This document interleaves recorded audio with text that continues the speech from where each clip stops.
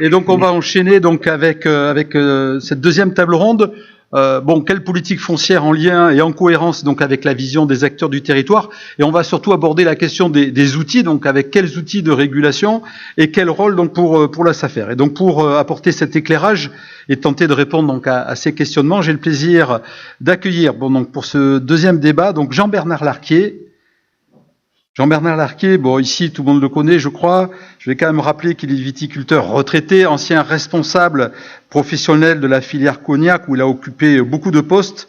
Et aujourd'hui, on le reçoit avec beaucoup de plaisir, j'ai envie de dire, Jean-Bernard, en qualité de grand témoin, avec la sagesse qui est la vôtre. Nous avons également avec nous donc Jean-Victor Maublanc, donc qui est maître de conférence en droit public à l'université de Poitiers et qui co-dirige donc le master droit, gestion et commerce des spiritueux. Donc il connaît bien le sujet. Bonjour Jean-Victor. Nous avons également avec nous Julien Rouget. Julien Rouget, il est là. Julien Rouget, donc viticulteur en Charente-Maritime, mais à Cognac quand même. Et aujourd'hui, il est avec nous en sa qualité de vice-président de la Chambre régionale d'agriculture de Nouvelle-Aquitaine. Et également, et c'est important, vous allez voir pourquoi, il est membre du bureau des jeunes agriculteurs au plan national. Et donc, il interviendra. Puis on a également Hervé, qui va rester avec nous, Hervé Olivier, donc directeur général adjoint de la SAFER Nouvelle-Aquitaine. Et je dois vous présenter les excuses de Nina Couturier, que vous connaissez bien ici à Cognac, rédactrice en chef du magazine Le Paysan Vigneron, qui devait prendre part, vous voyez encore son fauteuil de libre, mais qui, comme Sylvie, est souffrante et donc ne pourra participer malheureusement à nos débats. Jean-Victor Maublanc, donc, notre expert juriste, on va dire, s'agissant de préciser ce que peuvent être les orientations de la politique foncière en Cognac et de permettre un choix éclairé entre cet équilibre à trouver entre libéralisme et régulation. Est-ce qu'il y a des enseignements à tirer des politiques foncières qui sont conduites en la matière dans d'autres territoires viticoles, alors j'ai envie de dire en France comme à l'étranger? Alors oui, je voudrais d'abord remercier bien sûr Sylvie Massacré et la SAFER pour l'organisation de cette conférence et m'avoir convié. Alors comme la pression était quand même assez forte sur mes épaules, Sylvie m'ayant demandé de réfléchir un petit peu aux perspectives juridiques, j'avais préparé un petit PowerPoint. Je ne sais pas si on peut le diffuser. Alors j'espère que c'est... Oui, on a... Est-ce qu'on a le bon... C'est ça? Ouais, le voilà. Parfait. Alors pour vous répondre de manière un petit peu argumentée, le premier point qu'on peut mettre en exergue, c'est le caractère extrêmement diversifié des différents modèles qu'on peut trouver. Alors j'en ai retenu 3 pour faire quelques comparaisons. Il y a le modèle d'abord extrêmement libéral qui caractérise le Royaume-Uni, où il n'y a pas de SAFER, et où on a observé en l'espace d'une dizaine d'années un doublement du prix du foncier agricole, avec un phénomène de concentration assez massif qu'on peut observer dans ce pays-là. On a deuxième type de modèle qui est beaucoup plus proche du nôtre, le modèle allemand, où là on va avoir une politique foncière axée sur la régulation, pour reprendre le terme que vous avez utilisé, mais malgré tout une régulation foncière qui va plutôt être axée sur l'aménagement du territoire que sur la fiscalité. On en parlera peut-être un peu plus tard, c'est un levier qui est un petit peu mésestimé en Allemagne comme en France d'ailleurs. Et on trouve dans ce pays-là des structures qui sont assez proches de la SAFER, même si, bien sûr, toutes les comparaisons sont relatives, parce qu'il y a des organismes publics et privés qui permettent d'intervenir pour réguler le foncier agricole et notamment viticole. On retrouve aussi en Allemagne un phénomène d'autorisation administrative de vente de terres agricoles qui n'est pas sans rappeler, ça a déjà été évoqué cet après-midi, ce qui a été mis en place par la loi Sempastou récemment. Enfin, troisième exemple, toujours dans ces illustrations de droit comparé, l'Espagne, qui est un pays d'un point de vue juridique assez étrange, où il y a eu beaucoup d'évolutions juridiques, on va dire, d'impasses, d'hésitations, jusqu'à certains excès parfois assez aberrants. Et je pense notamment à la durée des baux ruraux qui a pu aller jusqu'à une durée de 3 ans pour dynamiser précisément le marché foncier rural avec des excès qui sont assez remarquables. Le deuxième enseignement que moi je ferai, c'est le fait qu'en France, les terres agricoles sont plus taxées qu'ailleurs. Alors vous allez dire, voici enfin un universitaire de droite, ça change, mais c'est pas du tout le cas. Je m'appuie sur des comparatifs qui sont carrés, notamment un rapport de 2022 de la Fondation pour la recherche sur la biodiversité qui fait un comparatif assez poussé et qui prouve qu'en fait, pour beaucoup de terres agricoles en France, eh bien, il y a une rentabilité après impôt qui est extrêmement faible, voire nulle. Enfin, dernier point, si on s'intéresse à Cognac, à la façon dont on peut apprécier ces éléments-là au regard de notre vignoble à nous, eh bien sûr, ces comparaisons, elles valent ce qu'elles valent. C'est-à-dire qu'il y a évidemment une rentabilité, et ça a été dit depuis le début de l'après-midi, qui est sans commune mesure sur le vignoble charentais par rapport à ce qu'on peut avoir comme conclusion générale au plan agricole. Et d'autre part, il y a une pression immobilière qui est très différente. Monsieur le Président Sourisseau l'a dit pour Cognac. On ne peut pas comparer ce dispositif-là qui est mis à place à Cognac avec ce qu'on peut trouver par ailleurs dans d'autres exemples. Je pense, pour ne citer que celui-là, la Californie par exemple, où on essaie d'évaluer la valeur des terres agricoles en fonction de leur utilisation réelle plutôt qu'en fonction de leur valeur marchande potentielle. On pourrait aussi rappeler que quand on regarde l'évolution du prix du foncier dans les différents pays de l'Union européenne, avec le prix du foncier ici en France, la régulation à la française, avec les outils que l'on connaît, a plutôt pas trop mal marché finalement, parce qu'on est quand même très en deçà de ce qu'on peut rencontrer aux Pays-Bas, en Italie. Absolument. Enfin, là aussi, c'est un propos très objectif. Le constat réel qu'on peut faire, c'est que le système à la française est un système qui marche bien et qui peut inspirer d'ailleurs certains pays, voilà. Ouais. Notamment en Europe du Nord. Ouais. Pour autant, il y avait quand même, et c'est ce qui a motivé la SAFER à organiser cet échange, il y avait un gros trou dans la raquette avec la problématique, on l'a déjà évoqué, du transfert des parts de société, qui a constitué jusqu'en 2022, et le vote de la loi sans passe-tout, un moyen privilégié pour tous ceux qui cherchaient à contourner et à s'affranchir de la régulation foncière existante. Alors, il est probablement trop tôt pour faire une analyse du dispositif, mais pour autant, est-ce que, avec ce type de dispositif, on peut espérer aller vers une meilleure régulation sur cette problématique du transfert des parts de société? Alors effectivement, ça m'arrange assez bien que vous disiez que c'est trop tôt pour faire une conclusion générale. Mais là aussi, j'ai préparé pour cette conférence quelques éléments assez structurés pour apporter des éléments un peu plus concrets. On peut passer peut-être à la slide suivante. Je ne sais pas si c'est... Voilà. Alors, très simplement, sur la loi sans passe-tout, vous la connaissez tous ici très bien. Il n'y a plus besoin de la présenter. Il y a peut-être deux enseignements que je dresserai de l'efficacité des dispositifs qu'elle met en place. Il y a d'abord plus de réalisme, ça c'est certain, et ça a été dit depuis le début de l'après-midi. On a vu évidemment un mode d'exploitation de plus en plus sociétaire, de moins en moins en personnes physiques, et il est normal que le droit intègre cette variable-là pour que la régulation se fasse au regard de ces nouveaux critères. Donc ça c'est très bien. Deuxième point que je considère comme très positif aussi dans cette loi sans passe-tout, c'est le caractère beaucoup moins naïf de l'intervention du législateur par rapport à ce qu'on a pu faire par le passé. Évidemment, avant 2022, il y avait un système qui était pas du tout satisfaisant, qui était celui de 2014 et qui permettait de contourner le droit de préemption de la SAFER lorsqu'on était face à des cessions partielles de parts plutôt que totales, qui était le seul spectre pris en compte par le législateur. Et évidemment, c'était, mais ça, c'est déjà dans les préparatoires de la loi, c'était évident, c'était certain qu'il y aurait des contournements. Donc ça, de ce point de vue-là, c'est beaucoup mieux que désormais on intègre de manière beaucoup plus réaliste ces paramètres-là. J'ajoute aussi que toujours dans ce caractère beaucoup plus positif de la nouvelle loi, il y a le fait qu'on envisage dans la loi très largement les sociétés qui sont pris en ligne de compte, et là aussi c'est beaucoup plus utile pour être dans un mode de régulation beaucoup plus efficace. Néanmoins, et ça c'est les questions un peu qui fâchent en quelque sorte, c'est peut-être efficace, mais à quel prix? À quel prix?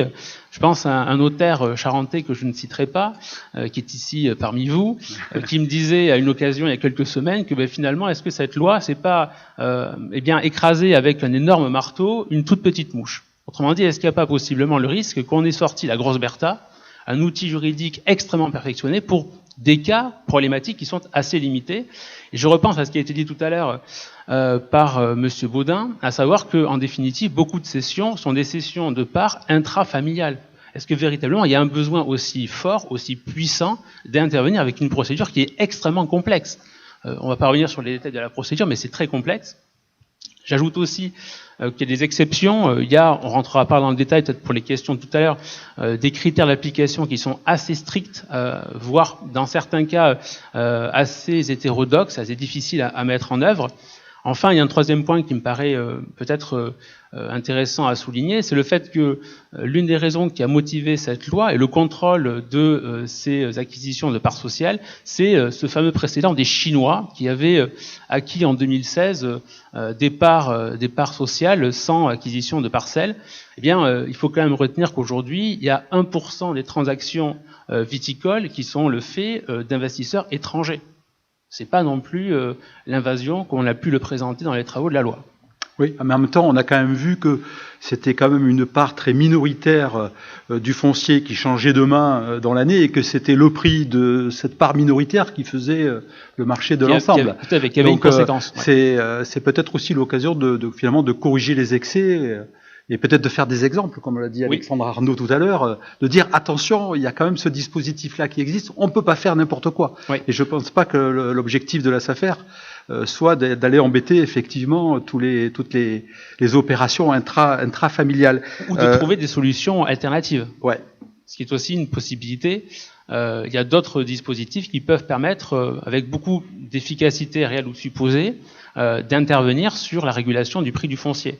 Je pense au contrôle des structures, qui a souvent été présenté comme le nirvana, la solution idéale. Dans la réalité des choses, c'est beaucoup plus complexe. Voilà. On a aussi proposé, mais ça c'est peut-être pas le lieu pour en parler, de créer une nouvelle autorité publique qui en quelque sorte chapeauterait les questions de propriété, de jouissance et de part sociale, sous-entendu un petit peu en venant manger le champ de ce que la SAFER fait aujourd'hui. J'ai des collègues à Poitiers qui proposent ce type de dispositif. Alors je suis peut-être pas un bon ruraliste, mais je pense être un bon administrativiste. Je pense pas que ce soit la solution idéale. L'autorité publique n'a pas forcément vocation ni les compétences pour pouvoir mettre en place ce type de solution alternative. Alors, ça a été dit en conclusion de la première table ronde, difficile, voire peut-être aujourd'hui impossible d'installer des jeunes non issus du milieu agricole. Donc, si je comprends bien, la question de la transmission est tout à fait déterminante pour fluidifier et assurer le renouvellement des générations. Il y a une loi d'orientation agricole qui est en préparation, avec des propositions qui ont été formulées via le rapport Girardin, notamment donc pour faciliter et alléger la transmission de la transmission. On en est où de cette préparation de loi d'orientation? Alors, Julien Rouget nous en parlera sur d'autres aspects tout à l'heure, mais sur l'aspect fiscalité, allègement de la transmission, fluidification, simplification, qu'est-ce qu'il faut attendre de cette future loi en la matière? Alors, si j'étais honnête avec vous, je dirais pas grand-chose. Bon, merci d'être venu. Alors là aussi, j'ai fait un petit résumé sur la slide suivante, parce que j'avais beaucoup plus à dire, mais je m'autant à l'essentiel. Sur la fameuse loi dont on a parlé depuis le début de cet après-midi, il faut être réaliste. C'est pas une loi sur le foncier agricole, et les mesures qu'on peut avoir, de manière générale, sont des mesures au goutte à goutte, pour reprendre un sujet important aujourd'hui à Cognac par ailleurs. Même s'il y a quand même vous l'avez dit à l'instant, des propositions du rapport d'Éric Girardin qui ont été reprises dans la proposition. Les propositions ont été reprises dans le projet, et je pense notamment, ça a été évoqué depuis le début de l'après-midi, au portage du foncier, puisque là, c'est un élément qui fait peu de doute à l'issue des débats. Il y aura un groupement foncier agricole viticole d'investissement qui s'inspirera du modèle du groupement forestier d'investissement avec les mêmes avantages fiscaux. Ça, c'est un point intéressant. Pour autant, d'un point de vue purement fiscal, le ministre l'a encore dit la semaine dernière, il n'y a pas un grand soir fiscal à attendre de cette loi-là. Par contre, pour répondre de manière complète à votre question, il y a d'autres initiatives fiscales qui se sont mises en place pour des raisons que vous avez évoquées, on ne va pas revenir dessus. Alors, je vais aller vraiment à l'essentiel parce que je ne veux pas vous fatiguer avec ces éléments très techniques de fiscalité. S'il y a des questions sur ces points-là, on pourra en parler ultérieurement. Il y a d'abord la loi de finances de 2023, dont vous avez peut-être entendu parler, qui a un intérêt direct pour la transmission des propriétés viticoles, puisqu'elle va, en matière de droit de mutation à titre gratuit, en matière de transmission de biens ruraux, elle va permettre de relever le plafond de 300 000 à 500 000 euros, à hauteur duquel on applique une exonération de 75%. Après ce seuil-là, c'est 50% qui va s'appliquer. Et évidemment, c'est très intéressant dans le cadre des transmissions d'exploitation viticole. La condition, c'est quand même de garder 2 fois plus longtemps, de conserver 2 fois plus longtemps les biens. Mais pour autant, et ça je le dis parce que ça peut être un point fiscal intéressant pour vous qui êtes ici, l'ancien seuil existe toujours simultanément. On peut toujours bénéficier de l'exonération à 75% sur les 300 000 euros si on conserve les biens 5 ans. Voilà. Ça peut être intéressant dans le cadre évidemment d'une vente à moyen terme des biens par le donataire. Il y a aussi d'autres initiatives, mais là on se projette vraiment dans le futur, et c'est la slide suivante. Voilà, donc l'avenir. Alors si on se projette un petit peu, tout à l'heure Éric Le Gall a dit qu'il n'était pas Madame Soleil, moi non plus. Je ne sais pas trop ce que va devenir cette loi de finances pour 2024, tout simplement parce que vous savez qu'il y a un 49.3 qui est aujourd'hui en cours. Est-ce que les propositions qui ont été faites seront maintenues, pas maintenues dans le projet que le gouvernement va finalement privilégier? J'en sais rien. Bon. Mais le fait est que pour l'instant, l'état des discussions, c'est le suivant. On a des amendements d'Éric Girardin qui intéressent directement la fiscalité viticole pour la transmission. Il y a d'abord, ça a été évoqué tout à l'heure par le président Véral, ce fameux pacte Dutreil qui risque possiblement, si c'est retenu cet amendement, d'être étendu à la fiscalité des mutations à titre gratuit qui s'appliquent aux biens ruraux. Avec une levée du plafond qui aujourd'hui s'applique, comme je l'expliquais tout à l'heure, avec des contreparties qu'on pourra évoquer par ailleurs. Enfin, il y a un dernier point qui, là aussi, est dans le cours des discussions qui anime cette grande loi de finances pour 2024, c'est l'impôt sur la fortune immobilière, puisque peut-être, mais là aussi c'est avec un point d'interrogation, le lien de parenté qui conditionne l'exonération totale, j'aurais dû l'ajouter à la slide, l'exonération totale des biens agricoles mis à bail à long terme pourrait être acté si l'amendement d'Éric Girardin est conservé. Voilà. Mais enfin, je sais que personne ici ne paye l'ISF, donc ça concerne personne.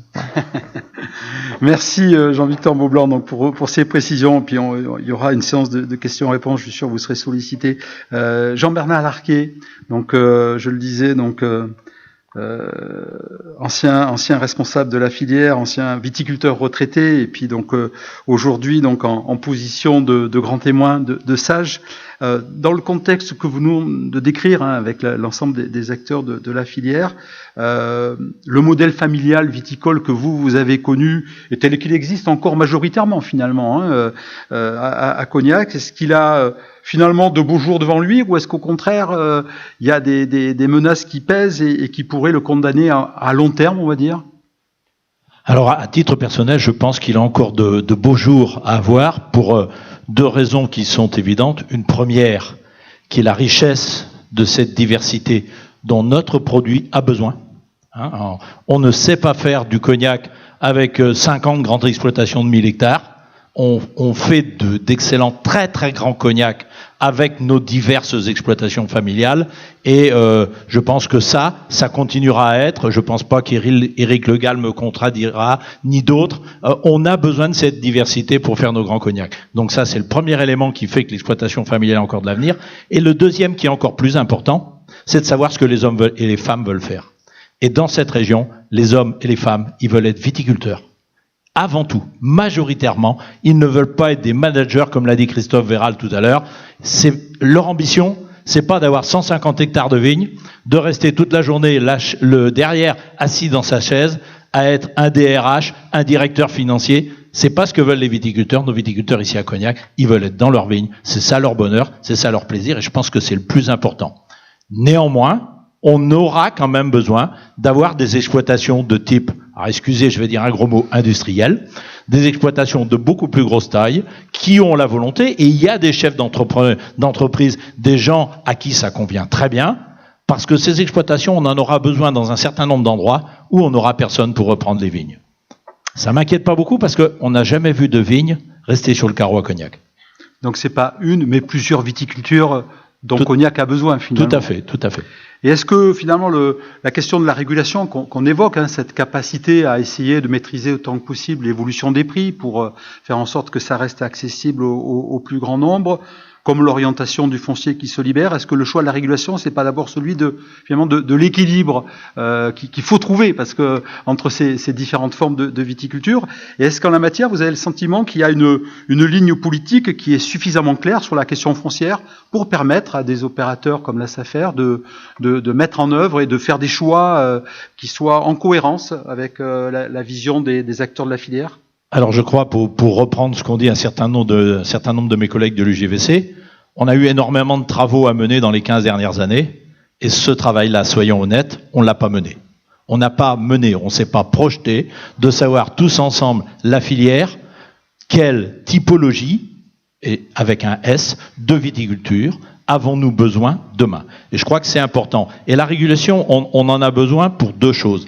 On a besoin de la régulation justement pour permettre cette diversité d'attribution du bien foncier, permettre l'installation, permettre à ce qu'elle continue, sans pour autant handicaper des viticulteurs qu'on a installés et auxquels on ne serait plus capable de donner la capacité à évoluer et à faire face à leurs obligations, permettre à ce que le prix du foncier, qui pour moi n'est pas un problème, bien au contraire, d'autres intervenants l'ont dit, une région qui attire, c'est une région qui va bien.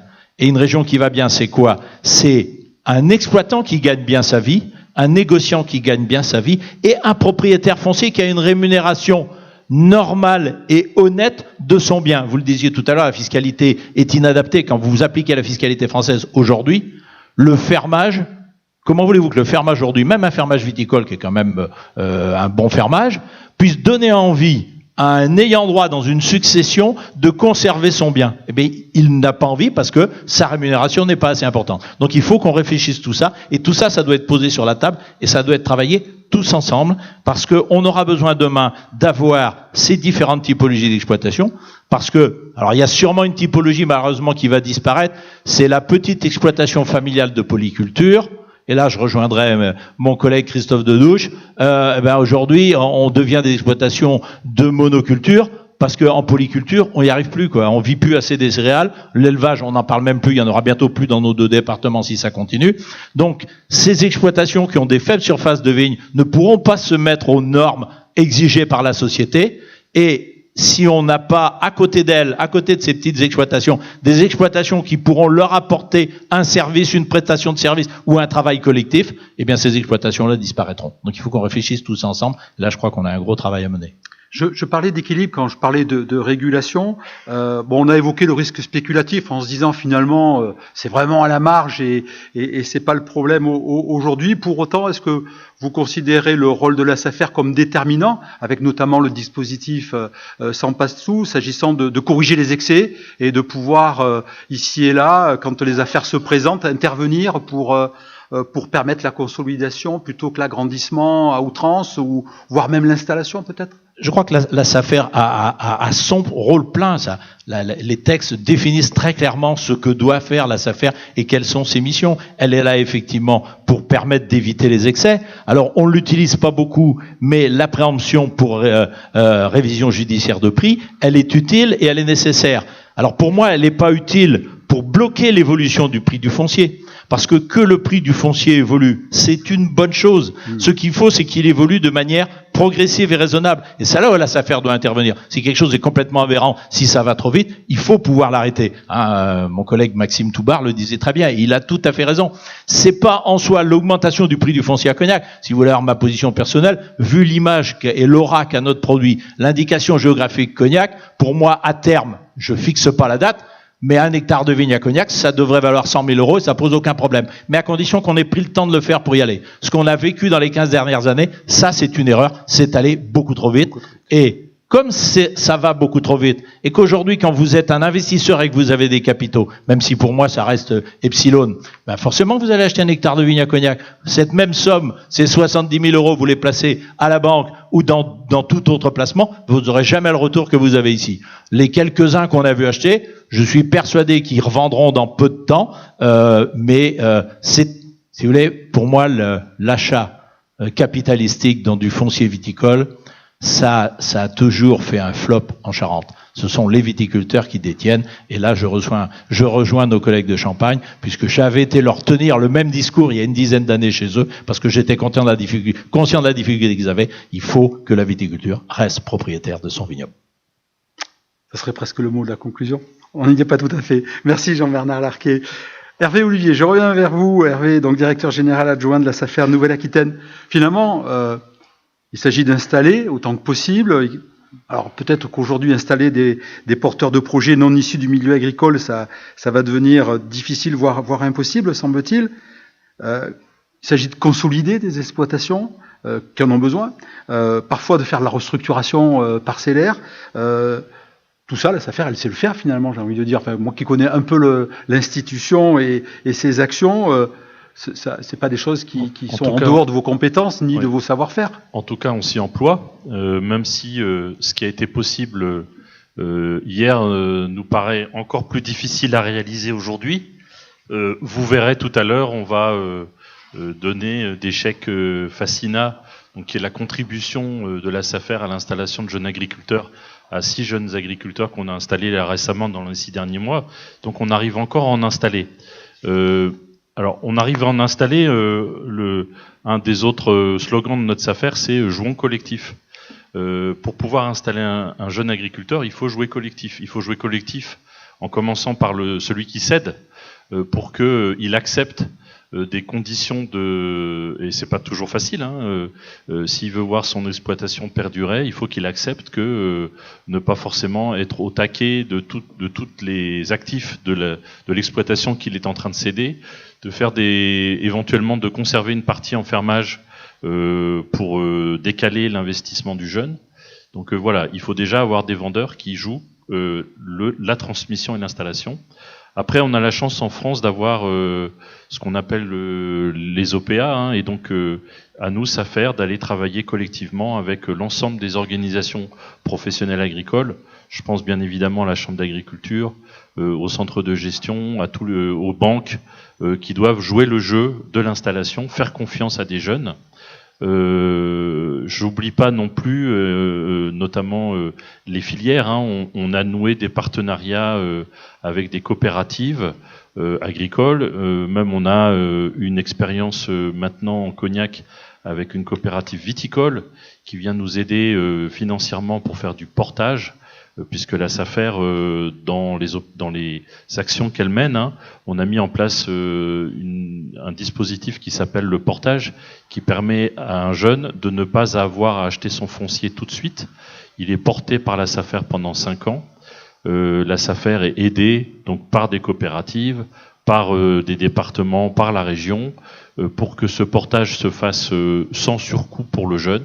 Et au bout de 5 ans, quand le jeune a déjà fait quelques preuves de sa capacité à gérer son exploitation et à rembourser quelques emprunts court terme auxquels il a dû faire face pour s'installer, il peut dans un deuxième temps envisager la reprise de son exploitation. Donc certes, il n'est pas possible, il nous paraît aujourd'hui, alors encore moins avec la hausse des taux d'intérêt, ça devient vraiment très compliqué, à un jeune de s'installer sur une exploitation type de 20 hectares ou de 25 hectares. Pour autant, on arrive à mettre la main à la pâte à des jeunes qui se lancent dans l'aventure, et on le fait d'autant mieux sur des grosses structures.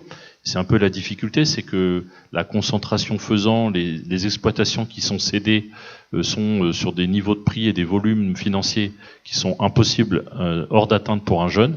Mais la SAFER a ce savoir-faire et on l'a réalisé à de nombreuses occasions alors c'est pas un terme élogieux, mais vendre à la découpe, entre guillemets, une exploitation, ce qui permet de privilégier les jeunes agriculteurs pour l'installation, d'agrandir des petites structures qui ont besoin de se conforter et de trouver des solutions, notamment sur les bâtiments, par d'autres investisseurs. Donc ça, c'est des choses qu'on fait. Vous allez voir des exemples tout à l'heure. Une autre piste aussi qu'on a, alors j'entends qu'ici les viticulteurs ils veulent être propriétaires de leur foncier, mais si les financements nécessaires ne permettent plus, si les revenus de l'exploitation ne permettent plus, et si on n'a plus cette adéquation financière, forcément on va devoir faire appel à des investisseurs étrangers, avec tous les avantages et les inconvénients que ça peut avoir. On parle dans certains cas de financiarisation de l'agriculture. Donc ça sera à nous, au SAFER, de trouver des solutions avec des investisseurs qui jouent le jeu des viticulteurs et de l'agriculture, plutôt que des purs investisseurs financiers qui, au final, n'ont que peu cas de l'agriculture. On voit aussi quand même une montée en puissance de l'épargne militante. Je pense à Tous les Terre de jours, Liens, à Terra Hominis, à Fernandville. La Fédération nationale des SAFER a fait une liste à l'après-vert de tous les organismes qui se montent. Et il y en a tous les jours. Beaucoup, D'investisseurs qui veulent mettre peindre en vert des fonds d'investissement dont on ne sait jamais trop à la fin qui est le propriétaire et qu'est-ce que dans le temps tout ça va devenir. Ils s'en montent tous les jours. Il y en a qui nous semblent fréquentables, on va dire ça comme ça, avec lesquels on travaille. Dans la viticulture, ça fait longtemps qu'il y a des GFV qui participent à financer quelques projets, mais pour le moment, on n'a pas. Les opérateurs ne sont pas à la mesure des enjeux. Alors, je ne parle pas que pour Cognac, mais de l'agriculture en général. Merci Hervé. Julien Rouget, donc vice-président de la Chambre régionale d'agriculture de Nouvelle-Aquitaine et membre du bureau de JA national, ayant participé donc aux travaux préparatoires de la loi d'orientation agricole, tant au niveau régional qu'au niveau national d'ailleurs. J'ai envie de, c'est un peu provocateur ce que je vais dire, Julien, mais les outils de régulation, ils existent pour lutter contre la spéculation, pour essayer de préserver ce modèle viticole familial si important ici à Cognac. Est-ce que c'est d'abord l'histoire d'une volonté politique finalement, avant d'être une histoire d'outils ? Alors bonjour à tous et merci pour l'invitation. En tout cas, c'est une table ronde très intéressante, et puis forcément directement concernée en tant que viticulteur du bassin du Cognac, et en même temps avec un point de vue extérieur de par mes responsabilités et n'étant pas engagé à proprement dit dans la filière Cognac. Donc c'est assez intéressant de pouvoir suivre et participer à ce débat. Et pour répondre à votre question, je pense que la première chose, c'est une question de choix. C'est une question de choix de la filière, en l'occurrence, sur finalement quel modèle de viticulture elle veut demain, et surtout est-ce qu'elle a fait ce travail. Je pense que tu as commencé à répondre à la question, et c'est le regard extérieur que j'en portais aussi. Ce travail n'est sans doute pas encore fait, mais vraiment c'est une question de choix, et ça doit être un tournant, peut-être aujourd'hui, peut-être par cette conférence, pour plusieurs raisons. On a parlé depuis tout à l'heure finalement du renouvellement des générations et le fait que peut-être finalement la filière Cognac résistait un peu mieux que le niveau national ou que d'autres filières. Oui, peut-être. Mais est-ce que ce sont le nombre d'exploitations qui se maintiennent, ou est-ce que c'est le nombre d'actifs et d'exploitants agricoles qui se maintiennent? Et ça, c'est deux choses extrêmement différentes.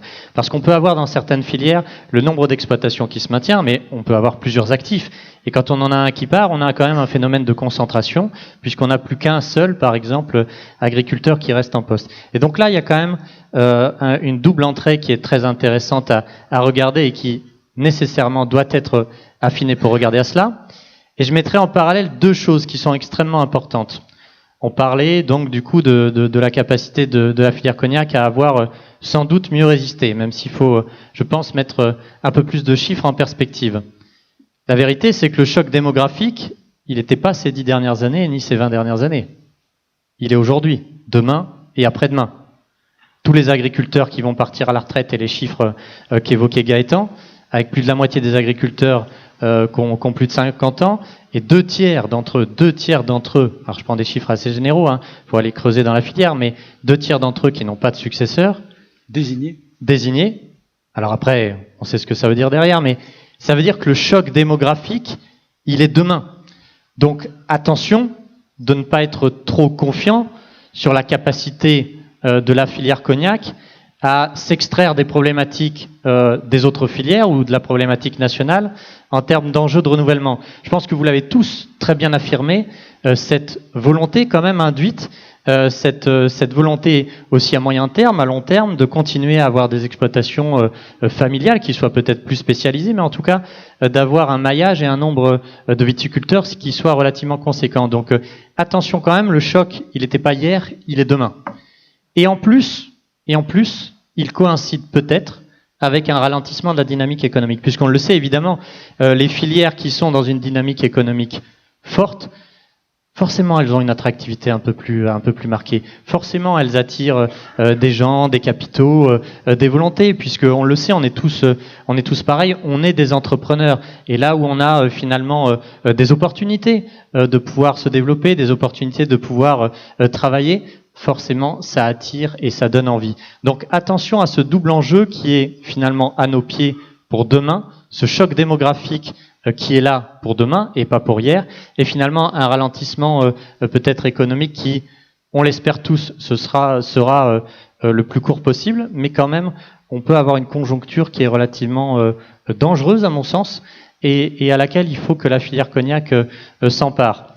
On entendait parler tout à l'heure finalement de ce choix et de cette capacité pour la filière et pour la viticulture à accueillir, et Hervé en reparlait aussi, à accueillir finalement des publics extérieurs, des gens qui ne sont pas fils de viticulteurs ou qui n'ont pas travaillé depuis longue date.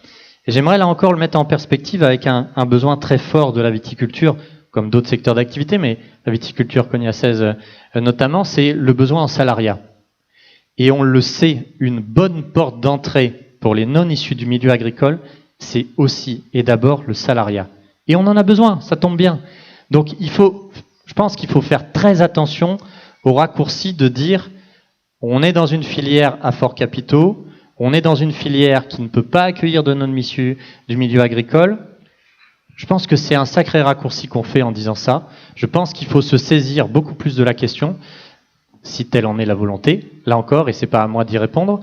Mais en tout cas, je pense qu'on a les moyens et on pourrait avoir finalement un lien qui serait très probant avec cette volonté de salariat et d'accompagnement.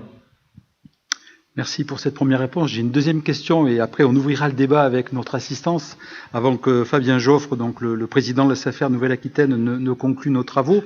Je l'évoquais, je le rappelais, tu as participé donc aux travaux préparatoires de la future loi d'orientation agricole au plan national en tant que membre du bureau de JA national. Alors même si Jean-Victor Maublanc nous a un peu rafraîchi l'atmosphère en nous disant il n'y a pas grand-chose à en attendre, au moins sur les aspects liés à la fiscalité et la transmission. Est-ce qu'il y a des points clés dans ce projet de loi qui sont susceptibles d'apporter des réponses aux différents défis? Et tu évoquais la question du renouvellement des actifs, donc des collaborateurs salariés également. Est-ce qu'il y a des réponses, voilà, des points favorables dans ce projet de loi? Alors sur cette concertation qu'on a pu travailler au niveau régional et au niveau national, tu l'as évoqué, finalement on était parti sur un champ très large avec 3 groupes de travail très différents et dont le dernier qui était très axé adaptation et lutte au changement climatique. Bon, force est de constater que finalement le champ de la loi sera très resserré sur les 2 premières thématiques, c'est-à-dire orientation, formation et installation, transmission, et puis toute la partie aussi de l'accompagnement des investissements et liée à la transmission des capitaux. De ce côté-là, c'est plutôt très intéressant ce qui se profile dans la loi. Alors oui, il y a des aspects fiscaux qui ont disparu et qu'on aurait bien aimé retrouver, et on aurait aimé avoir globalement beaucoup plus d'ambition pour une loi qui se nomme d'orientation et d'avenir agricole, entre autres, mais mine de rien, ce qui reste dedans pour ce qu'on en sait, puisque tant qu'elle n'est pas déposée en Conseil d'État et qu'elle n'est pas rendue dans les assemblées, il faut quand même rester prudent. Mais il y a des choses extrêmement structurantes quand même pour l'installation, la transmission et l'accompagnement demain des porteurs de projets, mais aussi des cédants. Et je ne prendrai qu'un exemple, le temps nous est aussi compté, mais un exemple que je vais développer. Et c'est notamment un consensus qui est remonté de toutes les régions et aussi au niveau national. C'est ce besoin d'accompagnement des porteurs de projets. Ça, on le savait, notre syndicat Jeunes Agriculteurs, il travaille depuis très longtemps. Mais c'est aussi ce besoin d'accompagnement des cédants et des agriculteurs qui vont partir à la retraite. Et je vais le mettre en parallèle avec ce que vous avez tous un peu dit, finalement, cette augmentation des capitaux, du foncier, qui est relativement intéressante et dont on peut se féliciter et qui est quand même le résultat aussi d'un travail de filière depuis ces dernières décennies. Néanmoins, si on augmente les capitaux comme ça et qu'on continue à les augmenter et qu'on arrive à la veille de la retraite sans avoir rien anticipé, c'est la catastrophe. C'est la catastrophe. Donc clairement, bien sûr qu'on peut se féliciter d'avoir augmenté les capitaux, bien sûr qu'on peut se féliciter d'avoir augmenté le prix du foncier, mais il y a une nécessité absolue d'anticiper et d'accompagner les transmissions d'entreprise. Et en cela, le projet de loi va instaurer un point accueil, installation, transmission dans chaque département, tenu par les chambres d'agriculture, pour faire beaucoup plus le lien entre l'installation, la transmission, et avec une nécessité 5 ans, 6 ans avant la transmission, avant la retraite, de pouvoir être dans l'accompagnement de ces cédants et d'être là aussi, alors sur des aspects juridiques, fiscaux, bien sûr, mais aussi sur des aspects de relations humaines, par exemple, qui ont souvent été laissés de côté et qui me semblent extrêmement importants. Et aussi, finalement, dans ce point accueil, ce qui a émergé, je faisais le lien avec le salariat tout à l'heure, c'est de se dire, on accueille énormément de porteurs de projets dans certains départements, notamment les nôtres, et on a un taux d'installation qui est parfois relativement faible. Et on a un suivi de cohorte qui est ce qu'il est, mais qui peut être encore amélioré. Et l'idée, c'est de se dire, quand on accueille tous ces porteurs de projets, tous ces gens qui s'intéressent à l'agriculture et ou à la viticulture, il faut qu'on les garde dans le secteur agricole. Et il faut qu'on les garde en se disant, oui, on priorise l'installation, bien sûr, mais il faut aussi qu'on soit capable de mieux les accompagner pour finalement rentrer dans le milieu agricole, et notamment par ce salariat.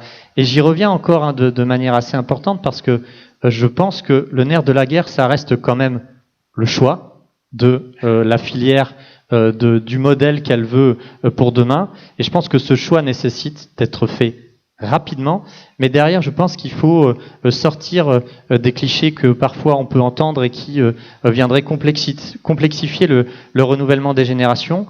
On a des outils qui existent, on en a des nouveaux qui vont arriver, on est capable de répondre à ce choc démographique qui arrive et qui arrive aussi dans la viticulture cognacèse, et je pense que c'est le bon moment pour s'en saisir.